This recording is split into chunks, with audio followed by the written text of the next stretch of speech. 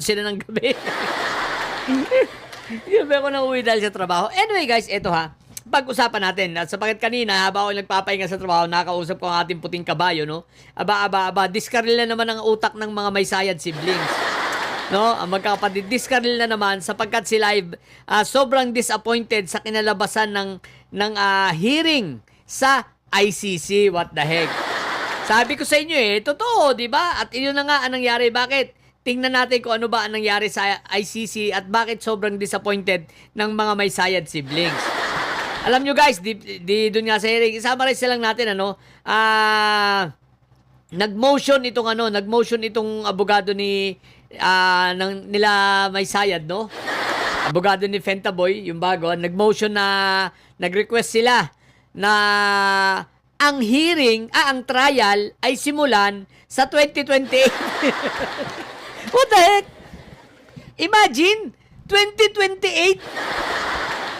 Mga didilis, makinig kayo ha. Ang ni-request nila na magsimula ang trial ay sa 2028. Ang tanong, bakit ganun katagal 2028? Eh kung mahal nila si Fentaboy at ito'y walang kasalanan, di ba dapat ang gusto nila speedy trial? So sa madaling salita, dahil sa sobrang tagal, ang request nila na 2028 simulan ng trial, ayun, denied. Na-disappoint ang mga magkakapatid sapagkat bakit? Dahil nga ang gusto nila i-delay. Ang gusto nila mamatay si Fentaboy nang hindi nahahatulan at doon na mamatay sa kulungan.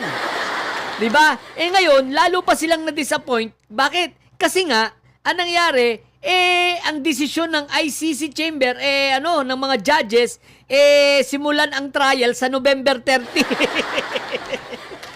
So November 30 ang simula ng trial. Nawala yung pangarap nilang 2028, sablay na 'yon. Hindi na 'yun matutuloy. So ang trial ay sa November 30. What the heck? So November 30 na guys.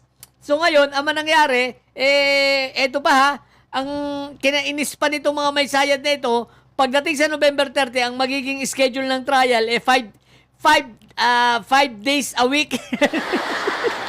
So para bang, teka lang, 5 times ba o 5 days a week? Kung 5 days a week, ibig sabihin araw-araw. Oh, tama, araw-araw nga. Hindi 5 times a week. So almost every day yun. Ang trial, di ba?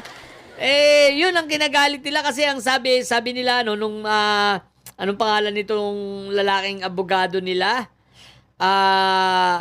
Almutan ko itong aktivista ito sa bayan muna, Colmenares. Ang sabi ni Colmenares, baka ang hearing baka pag ganun kabilis ang magiging mga trial, baka 1 taon lang o 2 taon ang pinakamatagal, 1 taon, ganyan, baka magkaroon na ng desisyon.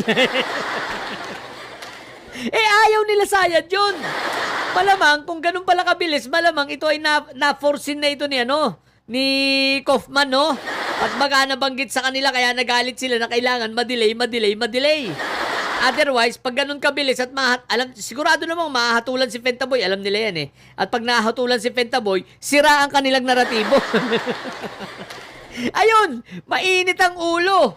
Hindi na sabi, siguro sa isip-isip ni Sayad, ano ba ito palpak na naman to abogadong kinuha nila, tapos palpak pa sa Senado. Lahat ng lakad nila, lahat ng galaw, palpak, Paano ba naman hindi papalpak? Kumuha ka ba naman ng mga bobo? Yung mga alagad mo, puro bobo. Yan, nagkanda palpak kayo. Ang init ang ulo ni Sayad, guys. Isipin mo, ang request nila 2028, ang nangyari November 30, 2026, simula na ng trial. Mga didilis na bobo, hindi nyo ba naiisip? Talagang bobo lang kayo. Isipin ninyo, ang request nila 2028 pa. Ibig sabihin, pababayaan nila. Mas gusto nila si Fentaboy ay nakakulong hanggang 2028 bago simulan ng trial. Isipin nyo yun. Masasabi nyo bang mahal nila yung tatay nila pag ganyan? Di ba, kung ako sige, sabihin mo na, i-trial kasi matanda na Kung mahatulan na kung mahatulan. Importante, mapabilis. Hindi, sa kanila talagang gusto nila i-delay. Gusto nila maghirap muna talaga yung tatay nila ron. Si Fentaboy, di ba mga didilis, ang bobo nyo lang? Hindi nyo maiisip yan? Kung kayo may mga utak, maiisip ninyo, bakit ba? Bakit pinatatagal pa? O kayo, mga didilis, di nyo ba naitalong bakit pinatatagal? Bakit dinidelay? Wala na naman sila magagawa. Trial ng diretso eh. Ang gusto pa nila yung trial gawin sa 2028 simulan. Kaya pasalamat kayo sa ICC. Hindi pumayag ang ICC. Sabi ng ICC, hindi, simulan na yan. November 30, magsimula na. O, di ba ka? Kaya sabi ko sa inyo si Sayad wala talagang pagmamahal sa ama nila yan Talagang ang interest ng mga yan ay pampolitika lang at yung pagmamahal talaga, wala yun. Kaya kayong mga bobong didilis, huwag kayong tatanga-tanga. So, yun lang. Mga bobong didilis yan na may sayad na nyo. Ang tatay nyo ay preso, ang BP nyo ay bobo. O, ayan. Ayaw pa nila mag-trial. Gusto 2028. Hindi kayo bobo sa mga tamay sa atin. Laging high blood.